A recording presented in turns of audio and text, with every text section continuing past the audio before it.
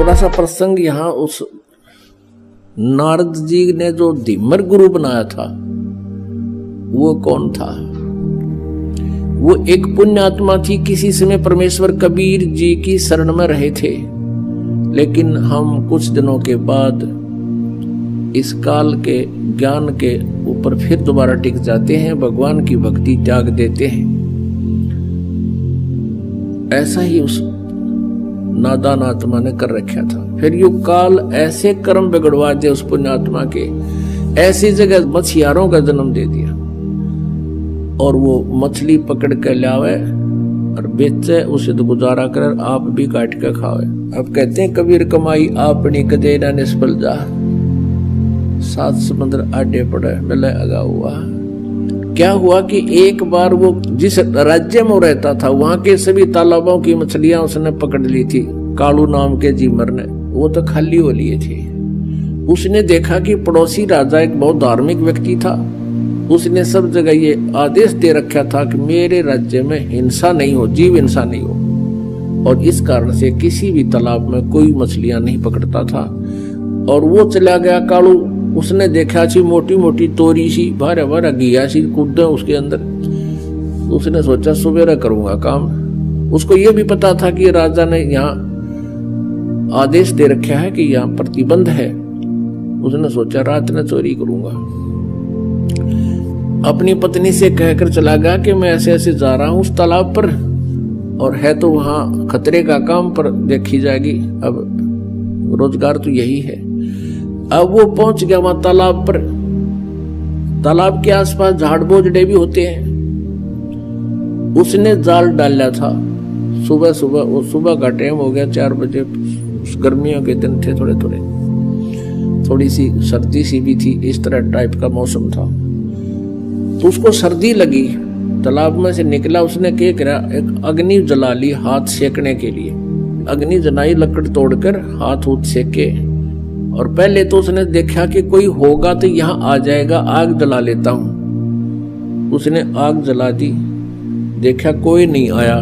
कोई पहरेदार होगा तो होगा भी, कैसे है, बातचीत पूछा, कह दूंगा विरा चलता हूँ, ठंड लग रही है थोड़ी, हाथ सेको। थोड़ी थोड़ी सर्दी सी थी, कोई नहीं आया तो उसने जाल डाली थी। उधर से उसी नगरी का राजा, उस क्षेत्र का राजा हाथी पर सवार हो गए और उसी के साथ साथ से रास्ता सा दूसरे शहर में जा रहा था। और एकदम मोड़ मुड़ता था। उस मोड़ के मुड़ते ही राजा का पूरा काफिला एकदम बाहर आया और उसकी नजर पड़ी। वो सारा ही 4 किले का फैसला था मोड़ का। एकदम घबरा गया वो कालू जी मर कि भाई आज तो बात बिगड़ेगी, राजा आ गया, आज तेरी सजाए मौत होगी, मैंने कानून तोड़ दिया। वो डर गया। उसने क्या कर रखा था, एक लंगोट पहन रखा था शरीर पर, बस पानी में बढ़ने की तैयारी थी। तो उसने, और ऊपर बड़े बड़े बाल थे, दाढ़ी थी। उसने और कोई बात ना सूझी बचाओ की, जो राख लकड़ी जला रखी थी वो राख थी। उस राख को सारे शरीर पर, मुंह पर सारे लाख है। और वहीं बैठ गया। वो धुआं सा बना हुआ था, थोड़ी थोड़ी आग सलग रही थी। साधु रूप बना के बैठ गया। वो राजा था धार्मिक। उसने देखा महात्मा बैठा है, वहीं काफिला रखवा लिया। अकरों को हाथी से नीचे उतारो, अंबारी वो लगा दी पड़ी थी, वो नीचे उतार दिया। और वो आंखें खोल के देखा कि ले भाई मर गया आज तो। आधी आधी खोल और फिर बंद कर लेगा, आज मर गया, वो तो आ गया तेरी तरफ। उसने सोचा और कोई चारा भी नहीं है, अगर बच गया तो इससे मुद्रा में बच गया। राजा ने आवाज लगाई, प्रणाम किया, राम राम बोलिया। वो कड़ा बोला, बोलते पिछने पहचाना जा, कति मौन धारण कर गया। अब राजा ने सोची वे साधु संत अपनी भक्ति करते हैं, इनको गणा छेड़ा छाड़ी नहीं करनी चाहिए। 5 असरपी सोने की असरपी होती थी अच्छी, 10-10 ग्राम की। और वो 5 असरफी वहां पूजा रूप में उसके चरणों के पास रख दी। राजा थोड़ी देर बैठा, प्रणाम करके चल पड़ा। उधर से उसके डरते की, क्योंकि पिछले संस्कार अच्छे थे, उसका वो समाधिस्थ हो गया और ऊपर सोपन सा देख रहा है। उधर से उसकी पत्नी को चिंता हुई कि आया नहीं, दिन के 10 बज गए। वो चली करते हैं जिस सरोवर का वो कह के गया था, वहीं जाकर देखा तो क्या कर रहा है, साधु बना बैठा।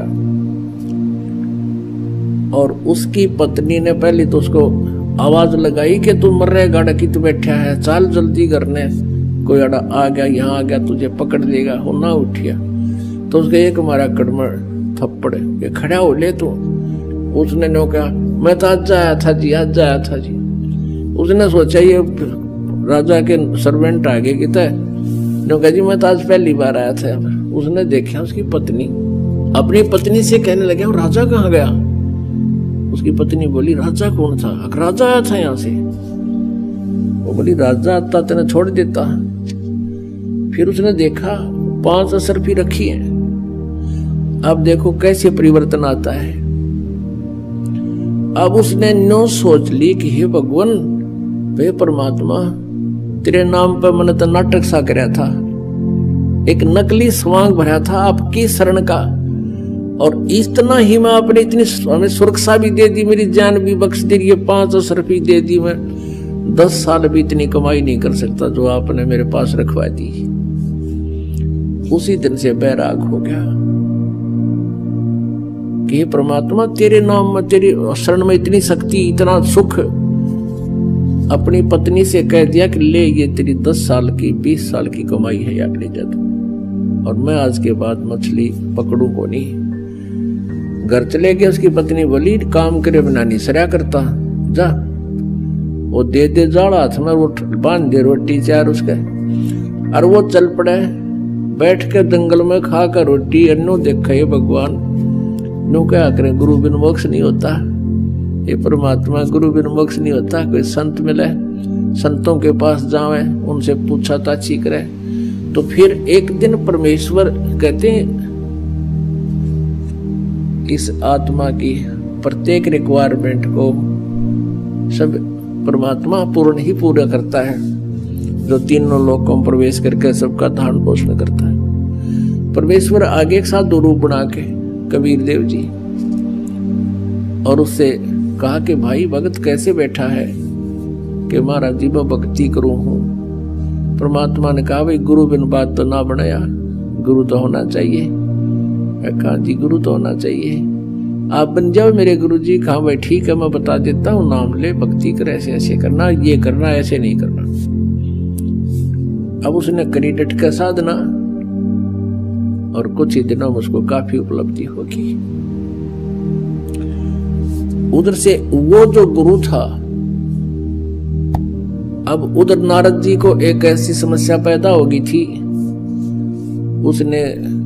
उसको कहा गया था कि आज सवेरे तू जावे और उसको गुरु बना ले, जब तेरा कल्याण होगा।